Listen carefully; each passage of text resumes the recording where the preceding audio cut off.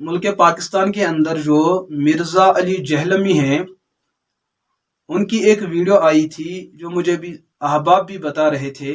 وہ یہ کہ انہوں نے یہ دعویٰ کیا کہ حضرت ابو بکر صدیق رضی اللہ تعالی عنہ جب خلیفہ مقرر ہوئے، ان کے ساتھ سبھی صحابہ نے بیعت فرمائی، لیکن حضرت سعد بن عبادہ رضی اللہ تعالی عنہ انہوں نے بیعت نہیں کی، اور بیعت نہ کرنے پر ان کو نہ مارا گیا نہ ان کو قتل کیا گیا۔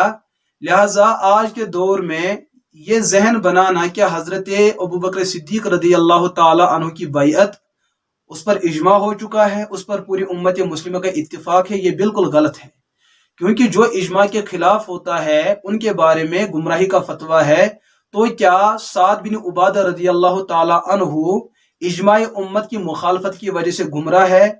اس قسم کا تاثر مرزا انجینئر جہلمی دینا چاہتے ہیں۔ جب مرزا انجینئر جہلمی سے یہ بات پوچھی گئی تو انہوں نے جٹ کے جواب دیا کہ طبقات ابن سعد جلد نمبر 3 صفحہ نمبر 616 پر ایک روایت ملتی ہے۔ وہ روایت بیان کرنے والے ہیں محمد بن عمر الواقدی۔ وہ فرماتے حدثنی محمد بن صالح عن زبیر بن المنذر بن ابی اسید الساعدی ان ابا بکر بعث الى سعد بن عبادہ رضی اللہ عنہ ان اقبل فبایع فقد بایع الناس وبایع قومک فقال سعد رضی اللہ عنہ لا واللہ لا ابایع حتی ارامیکم بما فی کنانتی۔ کہ یہ روایت ہے طبقات ابن سعد کے اندر۔ اس روایت سے پتہ چلتا ہے کہ حضرت سعد بن عبادہ نے بیعت نہیں فرمائی۔ بظاہر تو مرزا انجینئر صاحب دلیل دے چکے ہیں، اور ان کے ماننے والے تو ان کی خوشی کی انتہا نہیں رہتی ہے کہ جب مرزا انجینئر اس قسم کے حوالے دیتے ہیں۔ مگر عجیب بات یہ ہے کہ مرزا انجینئر ہر وقت یہ بات کہتا رہتا ہے کہ میرے پاس جو ہے ریسرچ پیپرز ہیں، اس کے اندر جو بھی روایت اور جو دلیل ہوتی ہے وہ صحیح سند کے ساتھ ہوتی ہے۔ میں ضعیف روایت پیش نہیں کرتا، موضوع روایت کو بیان نہیں کرتا، میں تاریخی روایت کو بیان نہیں کرتا۔ لیکن حضرت صدیق اکبر رضی اللہ تعالی عنہ کی خلافت بیعت کے منکر خود مرزا انجینئر ہیں، اور اپنے انکار اور شیعہ کی وکالت کرتے ہوئے انہوں نے اپنے انکار میں سعد بن عبادہ رضی اللہ تعالیٰ کو جوڑ دیا۔ کل اگر کوئی مجھے یہ کہہ دے کہ تو حضرت صدیق اکبر کی اجماعی خلافت کا منکر ہے، میں کہوں گا اگر میں منکر ہوں تو منکر تو سعد بن عبادہ بھی ہے، لہذا جو فتویٰ ان پر وہی فتویٰ مجھ پر۔ اپنے آپ کیونکہ شیعہ نوازی میں اتنا نیچے آ چکا ہے کہ اپنے ایمان کا سودا کر بیٹھا، اور جو روایت اس نے پیش کی طبقات ابن سعد کی، عجیب بات یہ ہے کہ اس روایت کے بارے میں بڑے بڑے علماء، بڑے بڑے مجتہدین، کہ اس حدیث کا پہلا راوی ہے محمد بن عمر الواقدی، ان کے بارے میں حضرت امام شافعی علیہ رحمہ فرماتے کتب الواقدی کاذب۔ جو واقدی محمد بن عمر کی جو کتابیں ہیں وہ اوپر سے لے کر نیچے تک وہ جھوٹ کا پلندہ ہے، اس میں سچ کچھ ہوتا ہی نہیں ہے۔ یہ بات لکھی ہے الجرح والتعدیل لابن ابی حاتم، اس کے اندر یہ حوالہ موجود ہے جلد 8 اور صفحہ 21 پہ۔ اسی طریقے سے حضرت امام احمد بن حنبل رحمہ اللہ رحمتاً واسعہ، انہوں نے محمد بن عمر واقدی کے بارے میں لکھا وہ کذاب، یہ 1 نمبر کا جھوٹا ہے۔ حضرت امام عقیلی نے الضعفاء الکبیر جلد نمبر 4 صفحہ 107 پہ یہ بات لکھی ہے کہ امام احمد بن حنبل علیہ رحمہ نے اس راوی کے بارے میں یہ فیصلہ دیا کہ یہ جھوٹوں میں پہلے نمبر کا جھوٹا ہے۔ اسی طریقے سے تیسرے بہت بڑے محدث امام جرح و تعدیل امام عبد الرحمن بن امام ابی حاتم، انہوں نے الجرح و تعدیل ابن ابی حاتم کے اندر جلد 8 اور صفحہ نمبر 21 پہ یہ بات لکھی ہے قال متروکن، کہ میرے والد صاحب نے فرمایا محمد بن عمر الواقدی اس کی حدیث قابل ترک ہے، اس کی رائے کو اختیار کرنا جائز اور درست نہیں ہے۔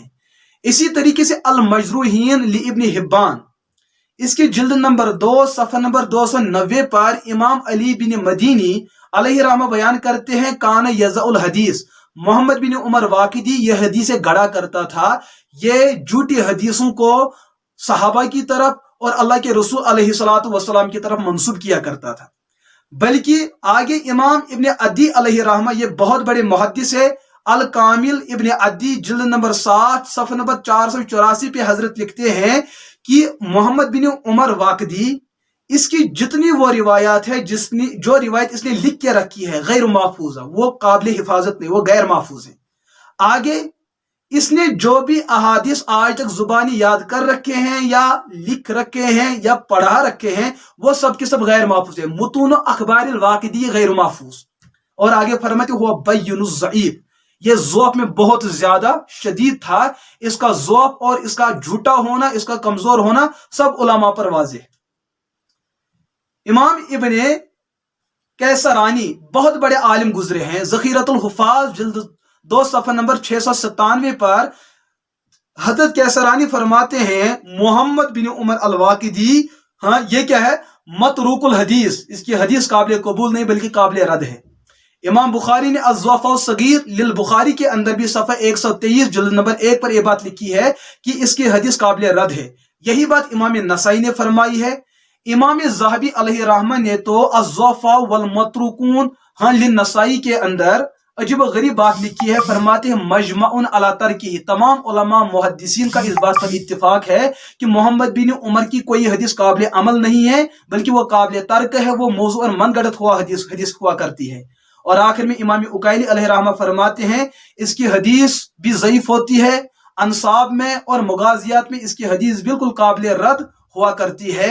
तो मिर्जा इंजीनियर जो कल तक उम्मत को और अपने मानने वालों को यह तासुर दिया करता था कि मेरी जो बात होती है वो मजबूत होती है, परफेक्ट हुआ करती है, उसमें जरा बराबर भी जोल नहीं हुआ करता है, हजरत सिद्दीक़ अकबर की खिलाफत का मुनकिर, उनके उस इजमाई मसले का मुनकिर, क्योंकि इमामत और खिलाफत का मसला इजमाई मसला है।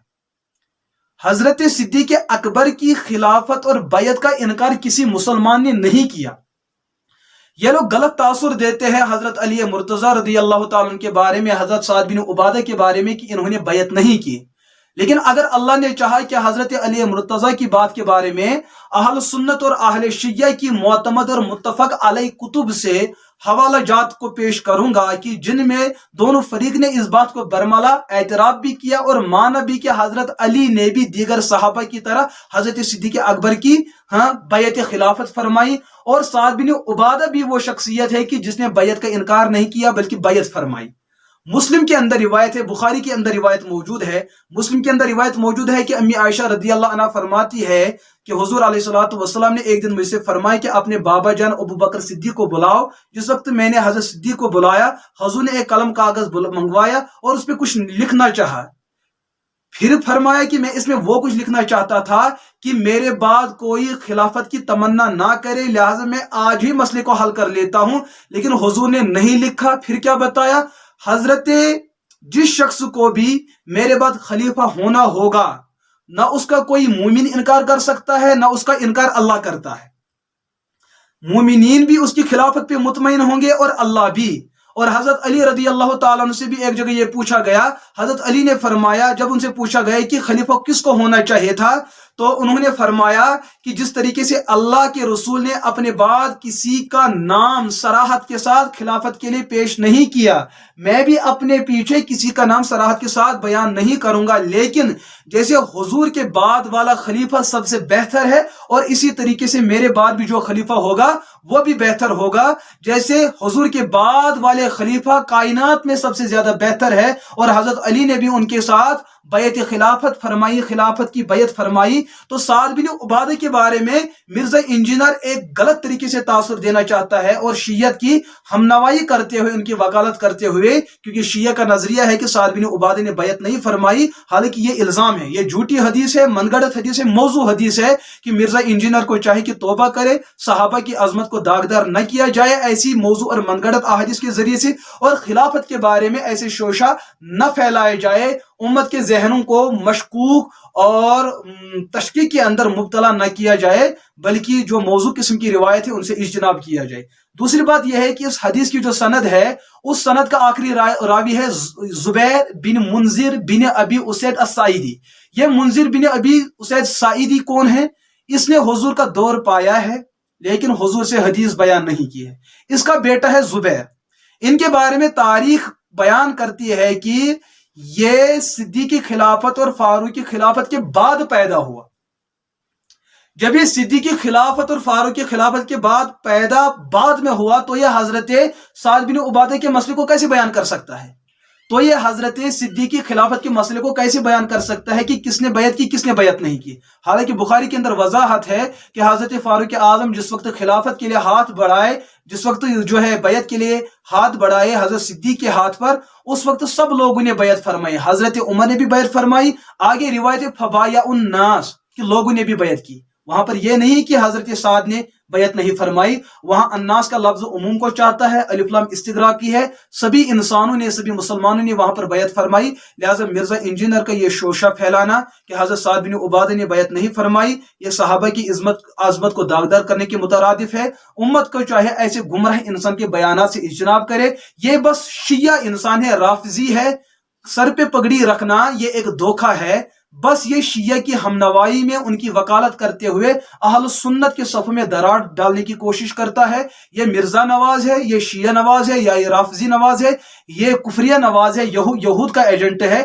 اس کے بیانات سے اجتناب کرنا ہر ایک کے لیے لازم اور ضروری ہے. اللہ ہمیں اس کے بدترین فتنے سے حفاظت فرمائے اور اس کے شرور اور شکوک سے ہم سب کی حفاظت فرمائے. وآخر دعوانا ان الحمد للہ رب العالمین.